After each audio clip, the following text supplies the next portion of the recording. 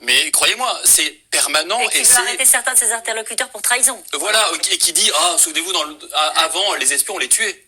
Ouais. Et qui veut absolument connaître le nom de celui qui a fait fuiter son coup de fil avec l'Ukrainien et qui dit je vais connaître son nom et je le rendrai public.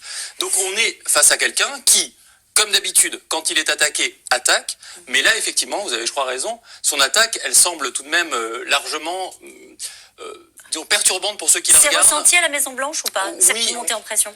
Ah oui, j'ai quelques contacts à la Maison-Blanche de correspondants étrangers qui me disent, alors que ce sont des gens qui sont plutôt habituellement très raisonnables et qui, étant dans la machine, savent aussi qu'il y a un bruit médiatique qui en sort, mais de l'intérieur, des gens qui sont dits embedded, qui sont vraiment avec le président Trump, se disent, pour la première fois, ils osent me dire, ça tangue beaucoup.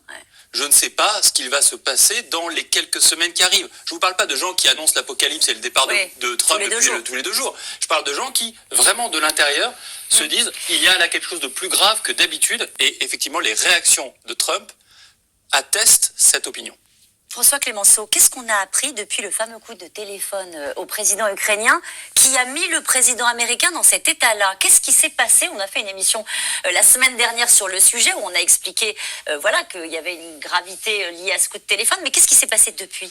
Depuis, il s'est passé plusieurs choses. La première, c'est qu'on a appris que cette conversation avec le président ukrainien, plutôt qu'être dans les archives, elle était non seulement classifiée, mais qu'elle avait été introduite, j'allais dire, dans un coffre-fort informatique, autrement dit, auquel même la plupart des grands responsables n'ont plus accès. Autrement dit, c'est comme si on avait voulu la détruire ou la cacher pour toujours. La deuxième chose, c'est que on a appris que le fameux lanceur d'alerte serait convoqué au Congrès, que l'inspecteur général des services de renseignement qui a autorisé ce lanceur d'alerte à s'exprimer, lui aussi va pouvoir témoigner devant le Congrès.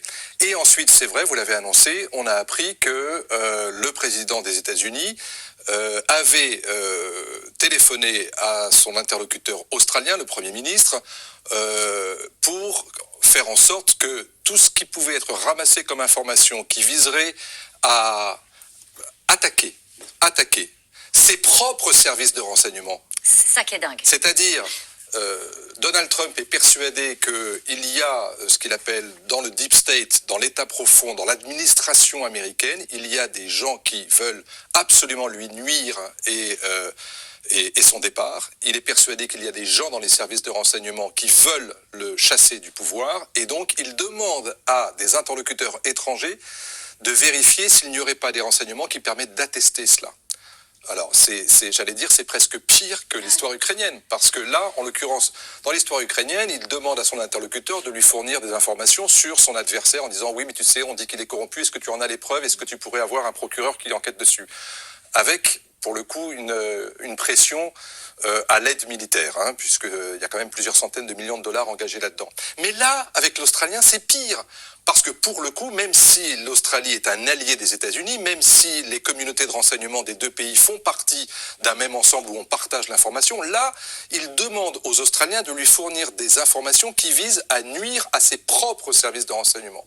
Donc pour le coup, c'est un motif supplémentaire, non seulement pour les démocrates de dire, eh bien voilà, ce président, non seulement il est capable de tout pour discréditer ses adversaires, mais en plus, il est capable de nuire à son propre pays, à ses propres organes de sécurité. Et juste en un mot, on a appris cette semaine la mort de Joe Wilson, qui était un ancien ambassadeur américain, et qui, à l'époque de la guerre en Irak, avait reçu pour mission d'aller vérifier si les services de renseignement avait le bon renseignement sur la fourniture d'uranium au programme d'armes de destruction massive à l'Irak. Cet ambassadeur était revenu en disant « Je suis désolé, ce renseignement est faux ». Qu'est-ce qui s'est passé?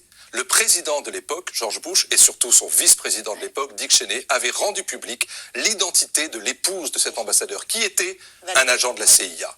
Je veux dire que ça, si vous comparez les deux affaires, il se trouve que voilà, cet ambassadeur vient de décéder, son épouse est aujourd'hui candidate pour le Congrès en 2020, mais il n'empêche, vous voyez que dans cet espace de temps, entre 2003 et aujourd'hui, en 15 ans, dans l'échelle de ce qu'on est capable de faire, j'allais dire, mais pour son propre bénéfice, qui est purement électoraliste, puisqu'on est dans la campagne 2020, c'est juste hallucinant.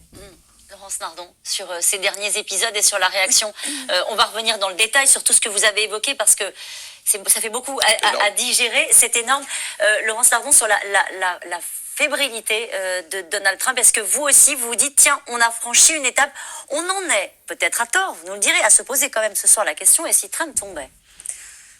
Oui, en même temps, pour tempérer un peu, il a franchi tellement de lignes rouges depuis qu'il est à la Maison-Blanche. Et enfin, sur l'affaire Mueller dont on parlait, il y a quand même eu des faits